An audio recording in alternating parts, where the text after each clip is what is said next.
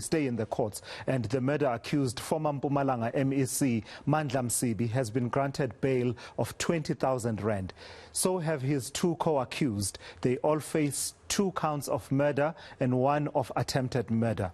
During their appearance last week, the entire Mbombela Magistrates Court had to be evacuated following an apparent bomb threat. Let me take you to eNCA's Lindokuhle Xulu, who has been monitoring the court proceedings throughout the day today. So, Lindo, we're hearing a bit more from Mandla Msibi, right? I mean, he's really not mincing his words. And I think one of the key things, we can talk about what he's calling the abuse of state power, but I think let's start with the talk about him explaining his version of what happened on the day in question when this shooting incident happened. He's got a version and he's putting it out there even before it gets to trial stage. Rightfully so, Chulas. He is out together with his co-accused, as you rightfully said, and they've been granted bail in 20,000 rand. The state, just to recap very quickly, the state had argued that they would not be safe if they were to be let out because of fictional battles within the ANC, which are linked to this particular incident that they are since charged of.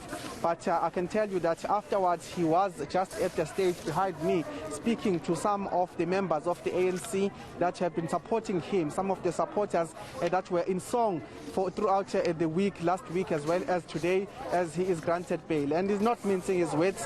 His gloves are off, as it seems, but he essentially said that he wants to ask for a meeting with the National Executive Committee, and he says that there has been a lot of abuse in terms of state resources from some of the leaders in the province. He's speaking about facts that, or rather he's speaking about allegations that there are MECs within the cabinet of Premier Refilm the provincial the members of the Executive Council, who are essentially calling his security to say that where is he.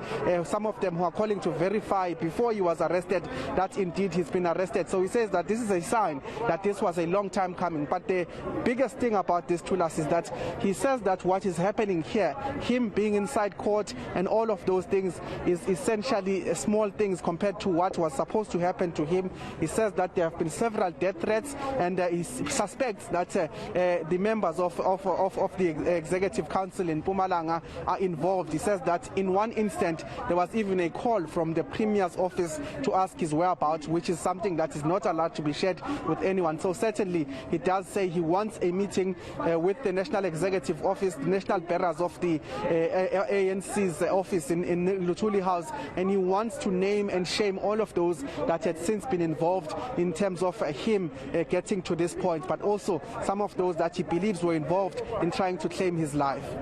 Yeah, so his version of what happened on the day of the shooting was a bit convoluted, at least in the way that he was telling the story, in that, I mean, it included details that I thought, okay, these are extra details. For instance, the flavor of the meat that he had bought for his volunteers, etc., etc. But nevertheless, I'm hoping that the state's version was not as convoluted as presented by the investigating officer inside court in opposition to the bail.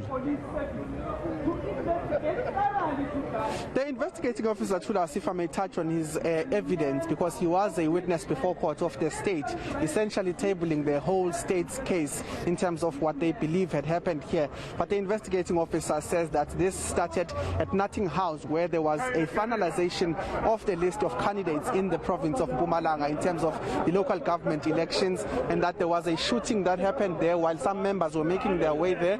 He also speaks about the fact that those particular members, some of them went to open a case at a local police station, while others proceeded to Coyotes, which is the venue in which this incident had happened, a local Shisanyama. Now, of course, we are getting more and more details as things progress, and particularly from Ubabumnisi speaking about how he had left Nothing House, where the finalization of list was happening, moving towards, of course, Coyotes, where it was closed, and they had called before and they were given meat and all of that, speaking about the chili vorce as well as the one that is normal.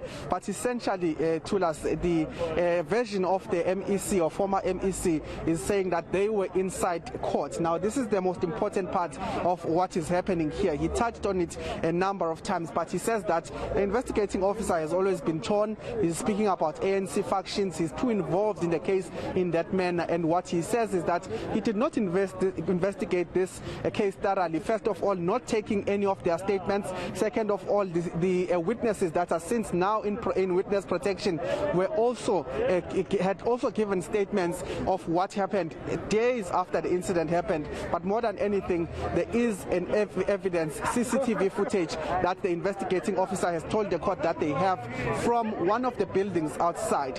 What Ubaba Mnisi is now touching on, Ubaba Msibi rather, is touching on to us is that there is another piece of evidence they have.